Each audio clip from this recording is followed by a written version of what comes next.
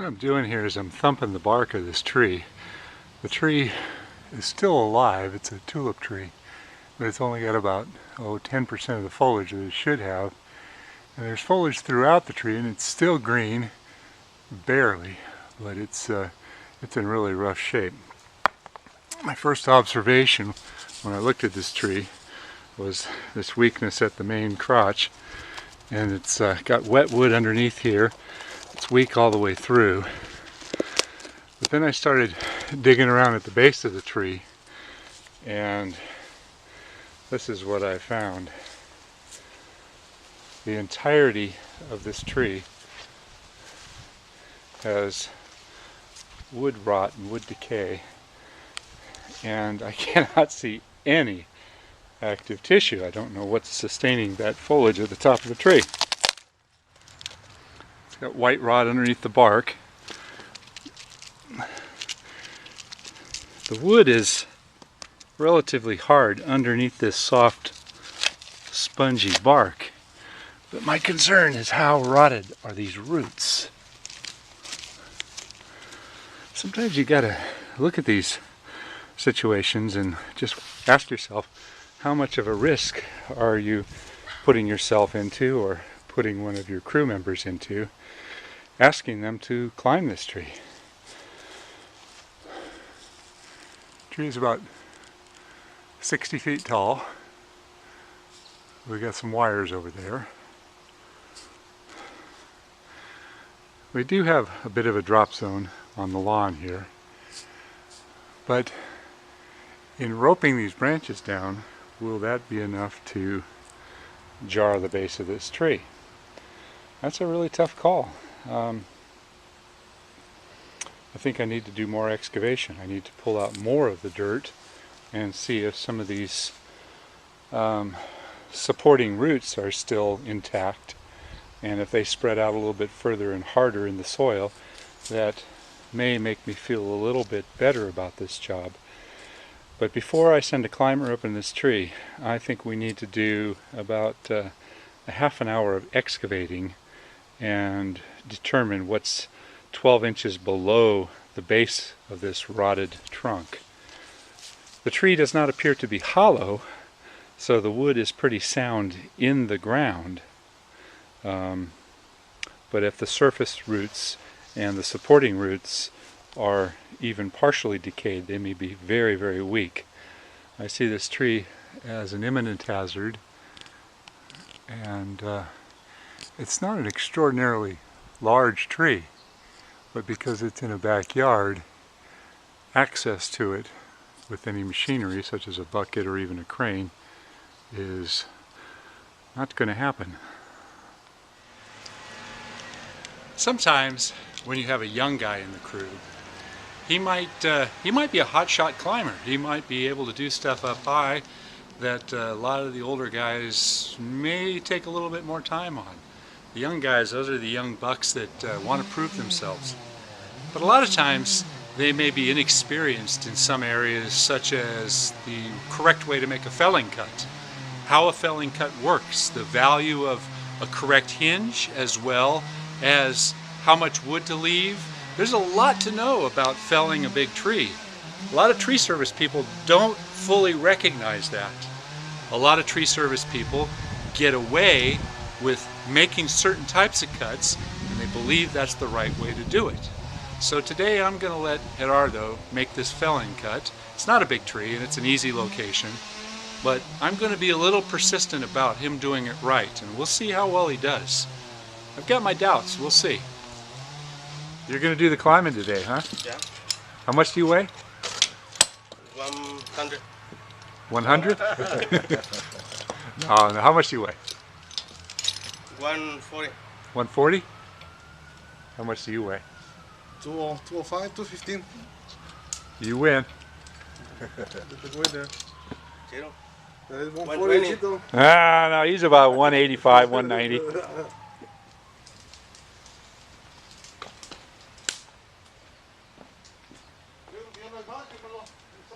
No, porque está más retirado. Nomás va a poner esta. Es la misma. Sí. De ese lado.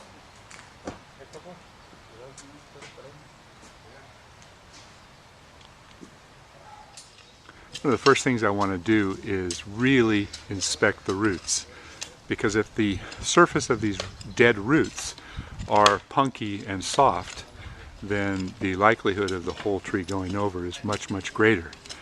I don't want to dig it out completely, but I want to be able to inspect the first, let's say 12 inches of the large supporting roots. And that may not even be enough. So we're spending about 10 minutes here really looking at this close. As you can see, the bark is completely rotted all the way around. And the first inch or more was very soft and punky.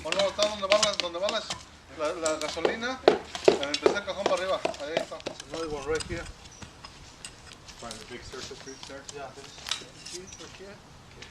Right here, there's another one.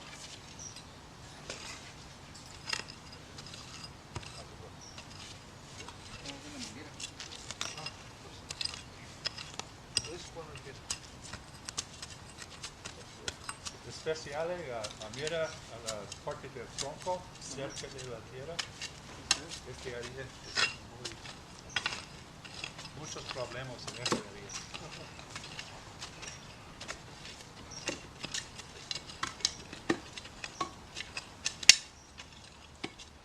Cuidado los dedos.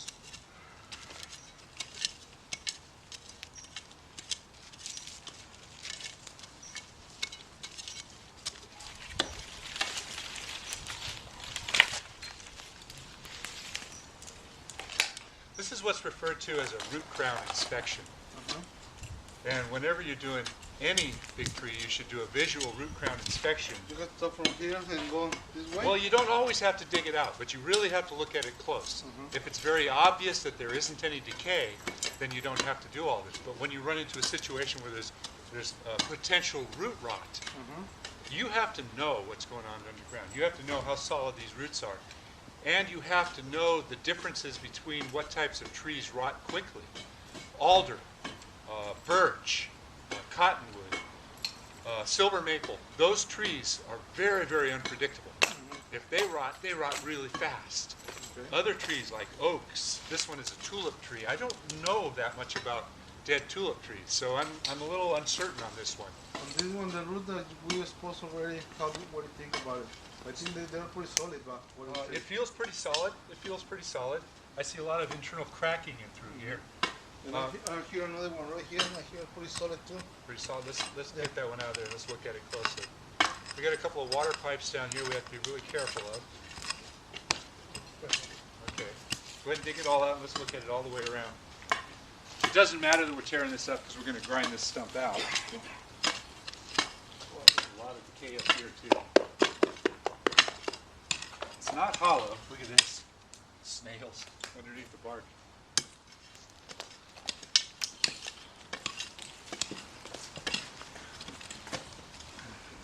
No las cortes, no las cortes. No tienes que cortarlas, nomás tienes que descubrirlas para checarlas. O sea, No puedo, sí. no voy a cortar. No, eso es lo importante, no cortarlas. Tienes que descubrirlas, tratar de hacerle el menos daño posible, porque vamos a ir para arriba nosotros. Si lo podemos tomar desde abajo, digo, dale. Pero sí, tienes que darle con cuidadito. Nada más hablarle a la tierra, poco a poquito. Cuando ves una raíz grande, es lo que estamos checando.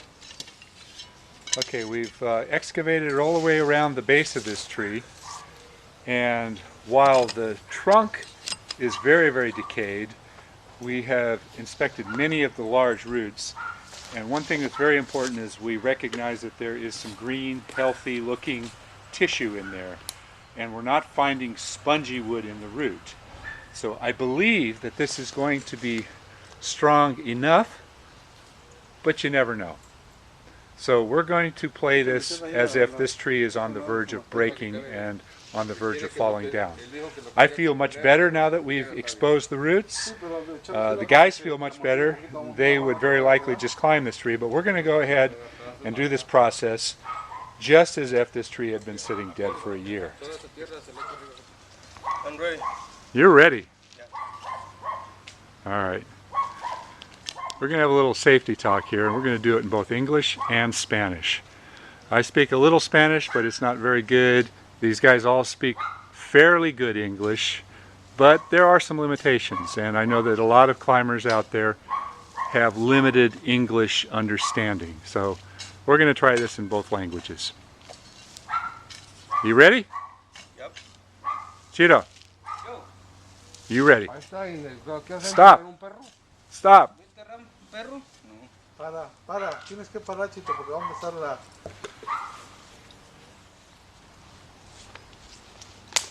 Okay. We've got a very, very dangerous tree here, and we have to really think about what we're doing. Aquí tenemos un árbol bien peligroso y tenemos que pensar qué vamos a hacer.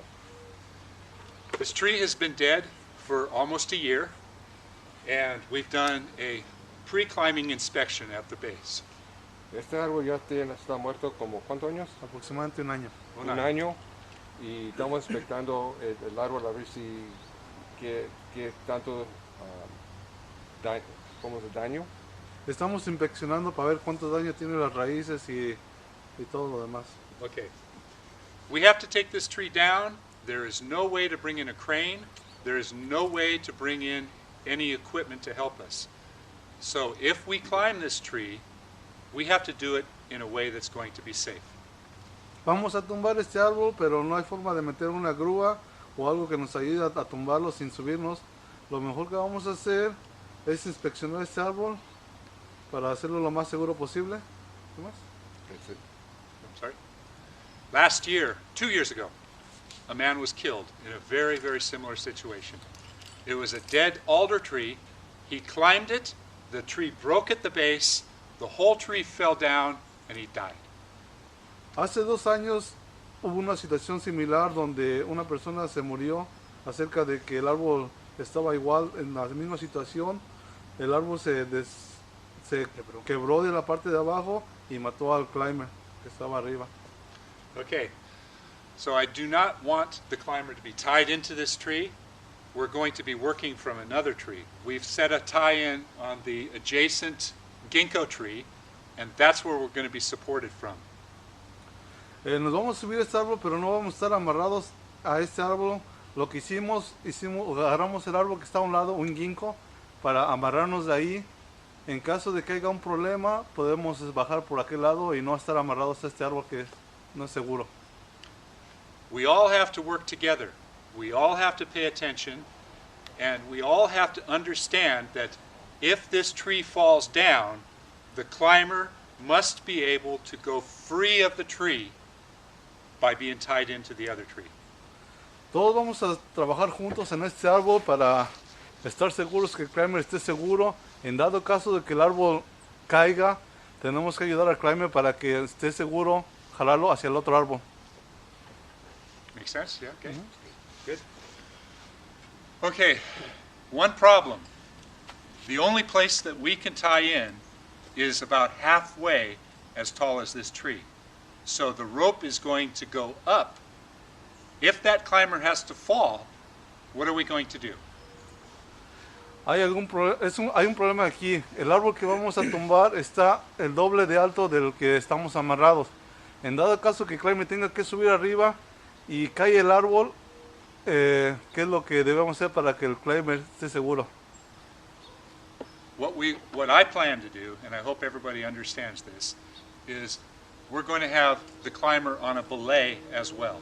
So another person is going to have to manage the rope from across the yard. So if the climber does need to fall or does need to jump out of the tree, this climber or this ground person will be able to run back and stop their fall and bring them in. We also have to recognize that we cannot be in front of any branches. Sorry, I said a lot. Go ahead. Amarrado una soga con otro caballo. Lo que vamos a hacer ahora es, vamos para que esté el climber seguro, vamos a amarrar otra soga, agarrar la soga del climber y amarrarlo para que en caso de que él tenga que brincar, cuando regrese al árbol, no se golpee él contra el árbol, lo vamos a detener. Es la forma de que podemos hacer para que esté seguro y no reciba el golpe, el climber contra el árbol. Y no estar delante del árbol. Y no, si el árbol se va a caer en el lado donde está la cámara ahorita, tiene que cortar las ramas que están atrás del árbol que está viendo ahorita en la cámara. Y tiene que cortar los de atrás. Si en caso el árbol se va a caer para este lado, el clavador no está atrás de una rama allá arriba y no se trampa. Okay, safety talk at the beginning of every dangerous job is very, very important, so everybody understands exactly what we're going to do. Una junta de seguridad es importante para ver que... Safety talk is very important at the beginning, Ah, at the start of the job, because everybody has to be understanding exactly what we're going to do. Go ahead. Tener una junta antes que tumbar el árbol es muy importante porque todos tienen que saber qué tienen que hacer, qué es la responsabilidad de cada persona. Si un accidente pasa, que el árbol se comienza a caer, cada uno va a saber qué va a hacer para proteger el hombre que está arriba, porque no quiero que nadie salga lastimado. queda lastimado. Did you understand all that? Okay. Do you understand me? Okay. My guys speak fairly good English. We have one exception. He's a little limited, so the translations are very good. In this industry, there are many more Hispanics now that are doing this kind of work, and I believe that this type of safety talk in English and Spanish is very, very important. Understanding exactly what's going to be going on could be the difference between somebody doing the job safely or somebody getting killed. Thank you for taking the time to view this brief presentation, and let's get to work. Now, there's a few things that we have to do. We have to protect the little Japanese maple here. Protéctele este árbol pequeño, pero es muy especial. I speak some Spanish, but I'm not great. Okay, let's see if we can get this straight here. This kind of job requires a lot of extra thinking that we wouldn't normally do. In our industry, one big problem that we have is, especially with long-term climbers, the longer you've been doing this type of work, the more, I hate to use the word arrogant, but that's the truth, the more cocky and arrogant you become.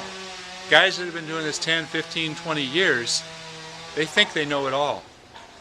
And because they think they know it all, they don't always look at the situation as carefully. So you have to get in the habit of really looking at every single possible scenario. You have to say, what if? What if this tree breaks at the ground? What if the tie-in spot is not strong enough? What if I have to jump out of the tree? If you're not prepared, you're going to get in trouble. But in this case, if we follow all these preparations, everything will work out good.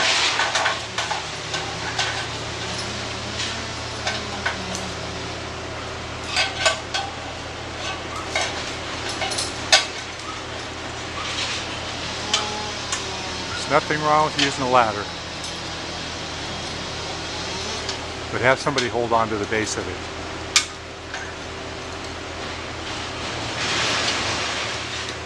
I forgot to mention that there's high voltage lines over on the other side.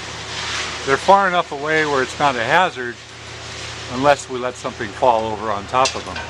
Then it becomes an extreme hazard.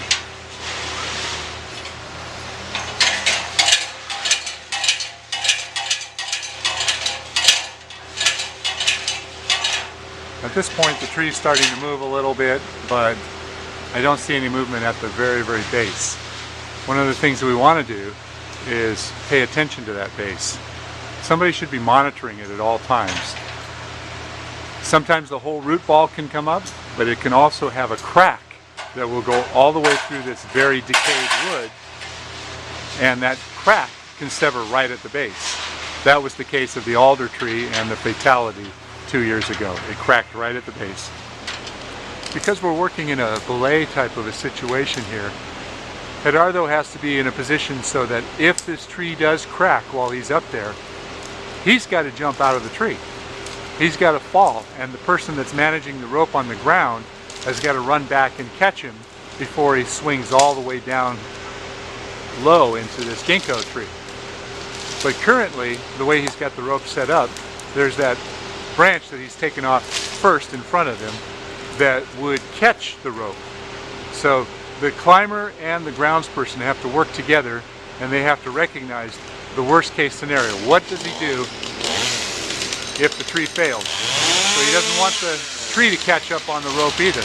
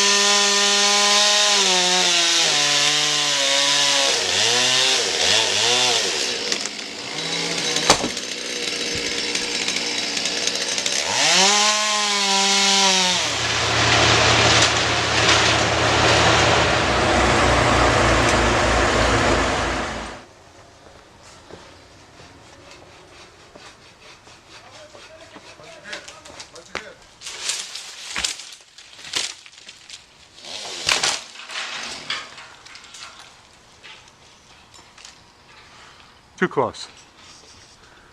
Little too close. Probably should have waited for the guys to come out and had them help you and then rope it down.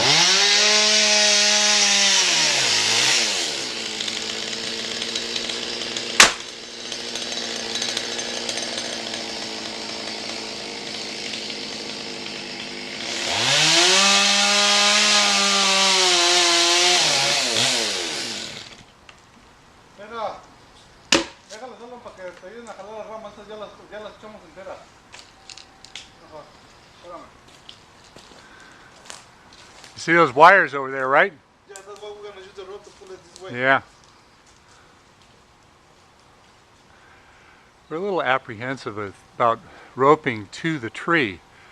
We're trying to make lots and lots of small cuts that will fall, but we have a lot of potential things that we can damage, including that little Japanese maple that you can see we have the ladder up to help protect it. The possibility of having a quick jarring while roping could be just enough to cause this tree to fracture at the base. Pon la soga para que se la pases y para que la jales las ramas. Ahí está la soga. La soga. ¿Estás rompiendo o me estás jalando? La estamos jalando. Porque no queremos romper ahí porque por lo mismo.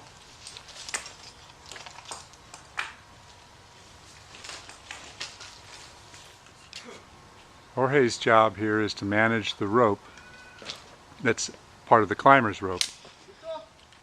He recognizes that if there is a failure and the climber has to bail out of the tree, his escape route is going to be off to the right there, while the tree would fall right where I am, so I'd have to run out of the way too. But if he doesn't have an escape route and the belayer, the person that's managing his rope, isn't prepared to catch him, then he could just take a great big king swing down and end up somewhere way down low. He'll end up low regardless, but the idea is the person managing the rope will slow him down. He'll pull back on it really quickly and catch him before he falls. You gotta pull it to support the weight, and he's It's a good idea. So you would run then quickly. You would run towards him. I can hold it. You would be able to hold him. You'd slow him down considerably. So if he falls, he's going to jump, and when he's in midair, you want to take up as much of the slack as possible. It's a difficult thing to do. It's a rock climbing procedure that is commonly done, but it involves paying close attention to the climber.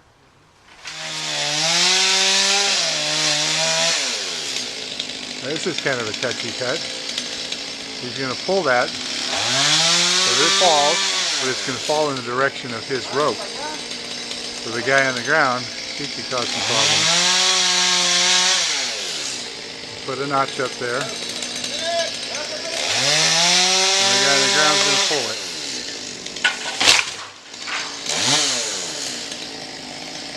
Nothing broken. Good job.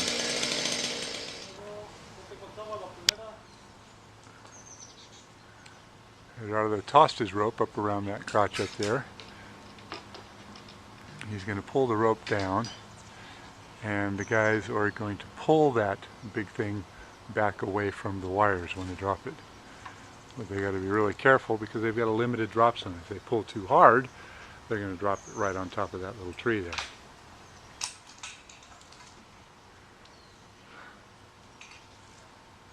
And once again, we're somewhat apprehensive about too much shaking of the base of this tree.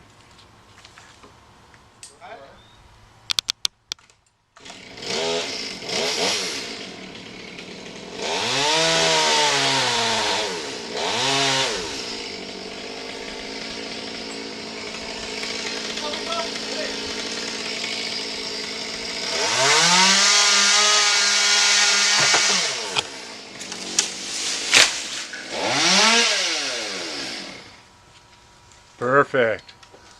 A little close to Adam, though. I was keeping an eye on it. Yeah, I know, I know.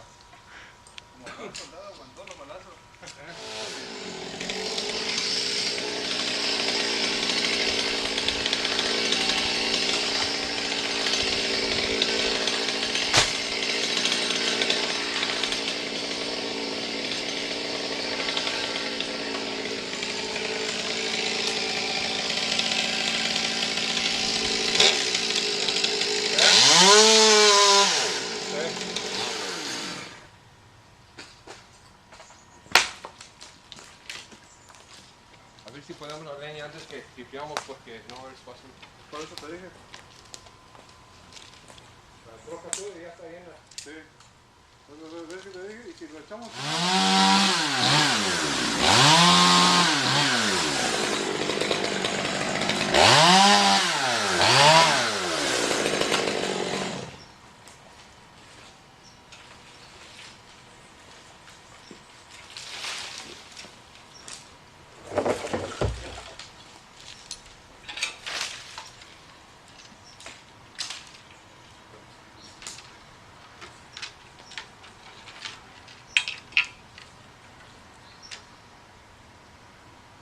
Pretty good with that pole pruner there, Gerardo.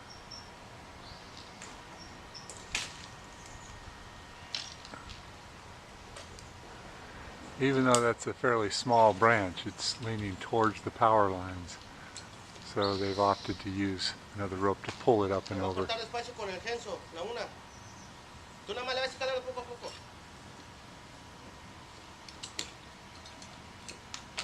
Just going to use your handsaw? Yes. ¿Por qué? Why? Better control. Just better control. You can hold the hinges, you can hold the branch at the same time. Oh, very good, very good. Kind of hung up on the other branch over here.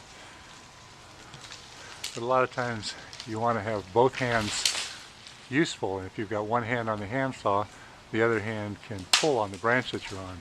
And if you're using the chainsaw when you're making the cut, you have to have both hands on the chainsaw, or you're being very awkward with your other hand in a possibly dangerous spot.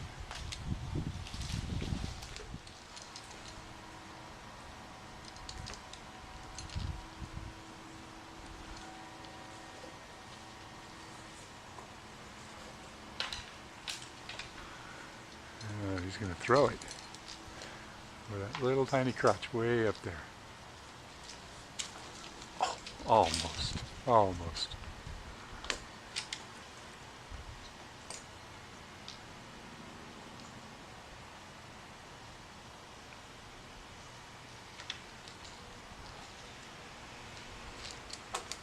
Good shot, good shot.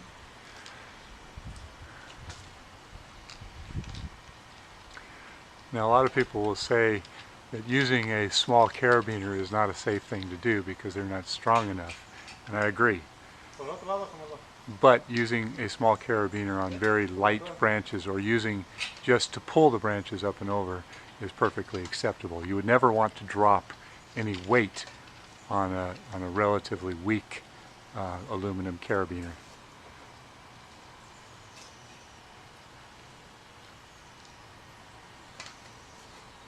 Me va a ayudar el chico a jalar. Mejor punta usada, punta allá. Ahí va con tu papá. Oh, pensaba que le iba a tirar. No, ahí te lo ponemos. ¿Qué, mi Juanito? ¿Desde dónde? Pégale. Márrate, márrate.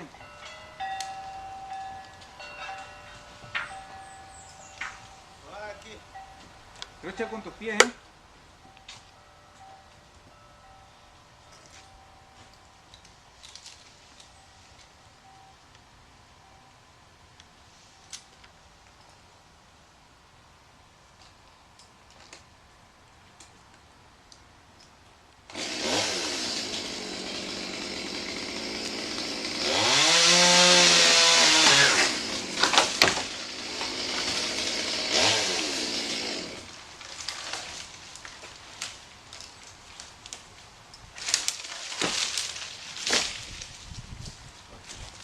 ¿Dónde mismo vas a tirar el árbol?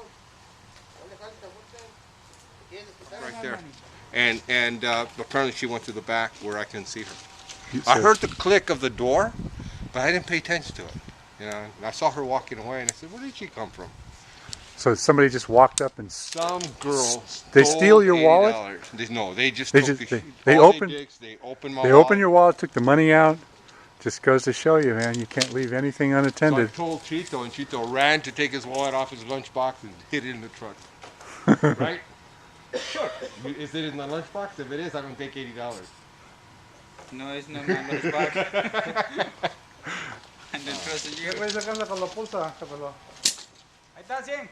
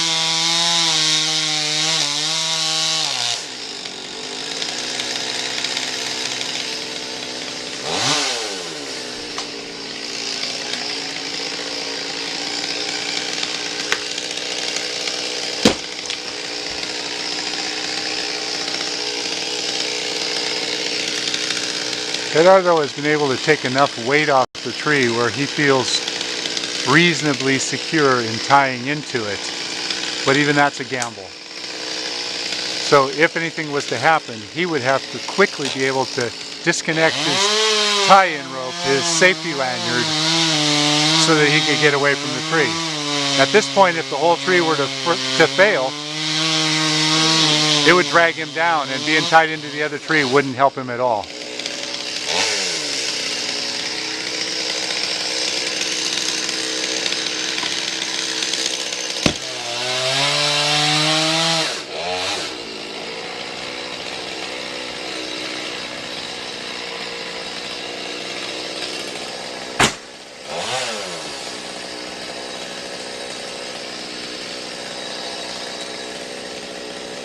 Could you explain that in Spanish?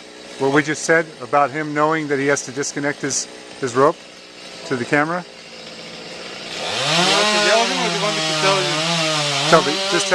Repeat what I said. Oh, Gerardo, sabes que cuando en dado caso de que se vaya a caer el árbol, tienes que desconectar rápido tu free line para que yo te pueda soportar el peso tuyo y que no pegues en el árbol, ¿eh? Gracias.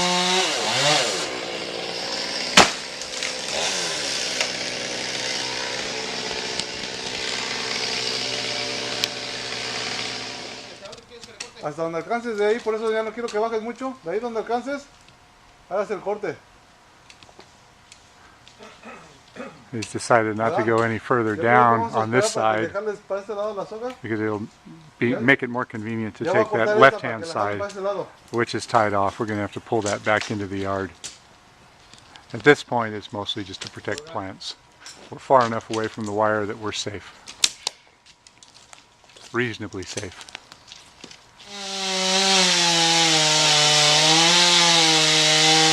He's making a big cut there.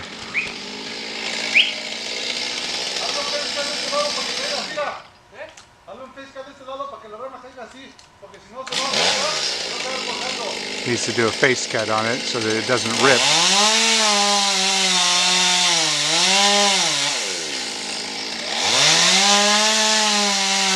Ripping at this point could drag that large of a piece of wood down. But he's got to have it opened up so that it'll separate cleanly.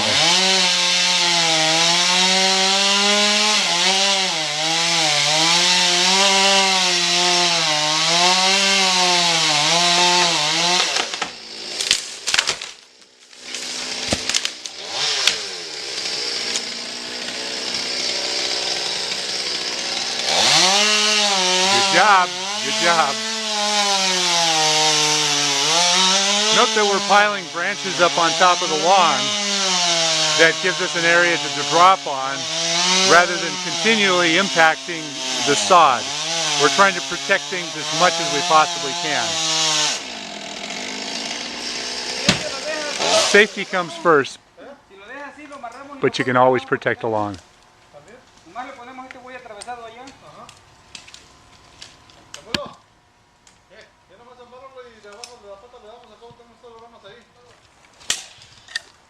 Todo tronco en un parte.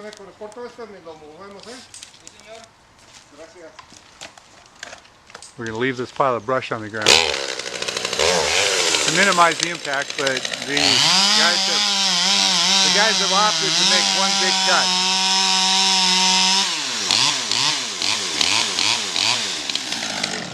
We're going to take the branches that are on the ground and we're going to cross them in the other direction so that we have more of a crisscross pattern.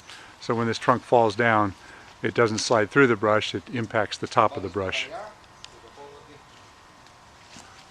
There are sprinklers over there as well. We have to monitor where the sprinklers are.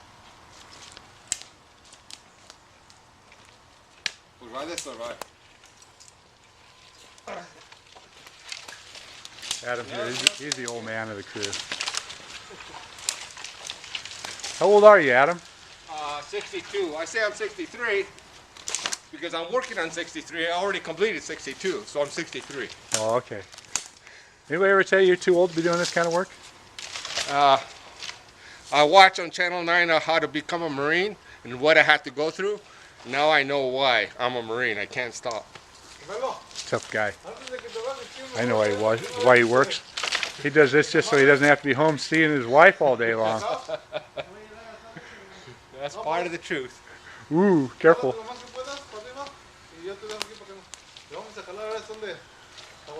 He stays in good shape. 62 years old. He keeps up with the young guys. He keeps them in line too.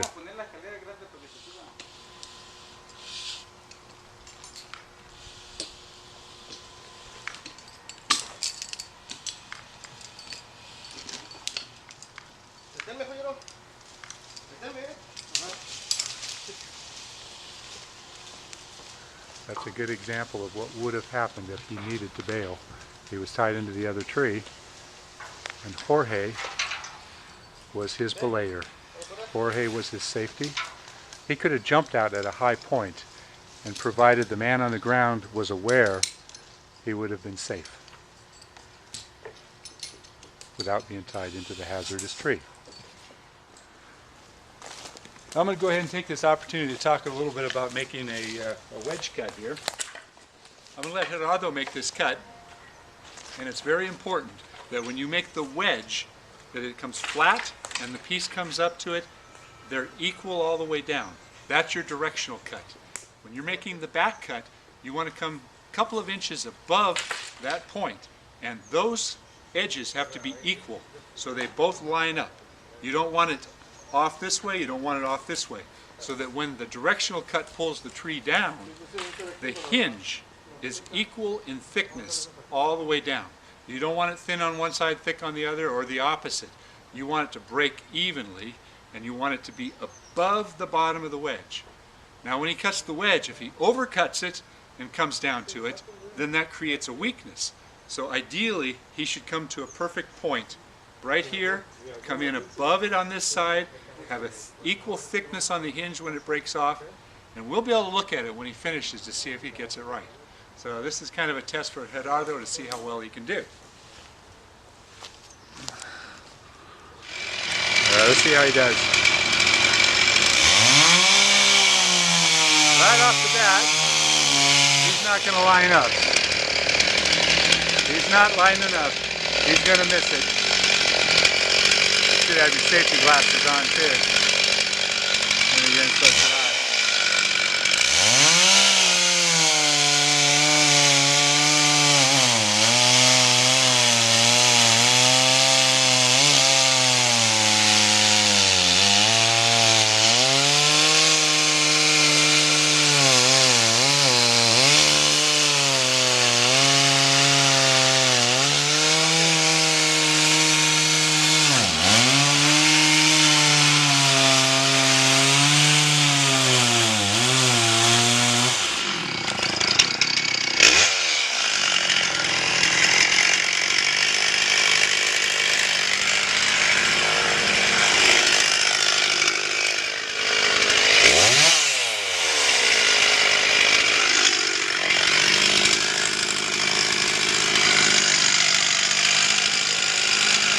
Now he's going to pull it off. He's going to get it down because it's not a complicated drop. But if it was a real accurate felling situation, the fact that he's left that little bit of wood in the bottom, watch how it jumps. See, it's held up, now it's a jump. It held on to his saw a little bit. It didn't bite it too hard, but that could have been a problem. Close. Pero es más importante para el punto del ángulo y el corte es igual y arriba 2 pulgadas arriba del punto de wedge por el hinge. Es necesario por igual madera. Well, job well done. Not perfect. The felling cut could have been a little better. We weren't worried because it was a pretty open area. We had a little safety talk about the way the cut was made. You can see there isn't any wood. The hinge was almost non-existent. And the overcut, the overbite over here, right in here, just caused it to break off. So in essence, the only controlling part of this was this little bit of wood down here. And you can see by how far the trunk ended up away from the base that didn't work. Not a bad job, you know, everything went smooth. It's easy to mess up on a job like this and make a few little small mistakes. Gerardo didn't have a whole lot of experience making the big felling cuts, but he did a really good job up in the tree. Hey, Tell me. good job, thank you. Have a nice weekend. I'll be back. Getting to the trunk wood now, and this is about 15 to 18 feet up. And what I'm noticing is it's as solid as can be. So the weight of the tree was all up there, but the wood down at the base was very, very rotted. Look at that piece right there.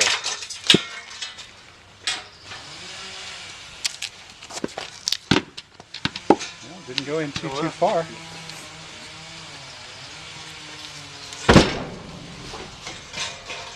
So the weakness was right at the base of the tree, right at the ground.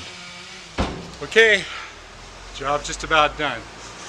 Got everything all cleaned up. As you can see behind me, we've blown the lawn off. There's no damage to the lawn. There isn't any damage to any of the plants. We didn't hit any of the wires or anything else around the property. We left things in a very, very good state. One thing to understand when you're doing one of these jobs is that you can do the best possible job that you can. But if you're not really, really good on the cleanup, then the best job that you do is going to be lost by the customer seeing that the cleanup wasn't good enough. So be sure you blow everything off, make sure you get everything blown off, and you know, go a little bit further.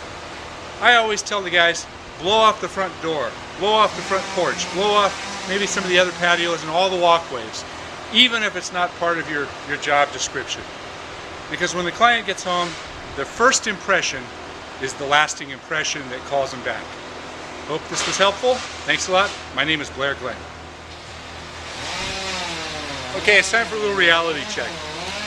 This job really wasn't as dangerous as I made it out to be, but it could have. It could have been very, very dangerous.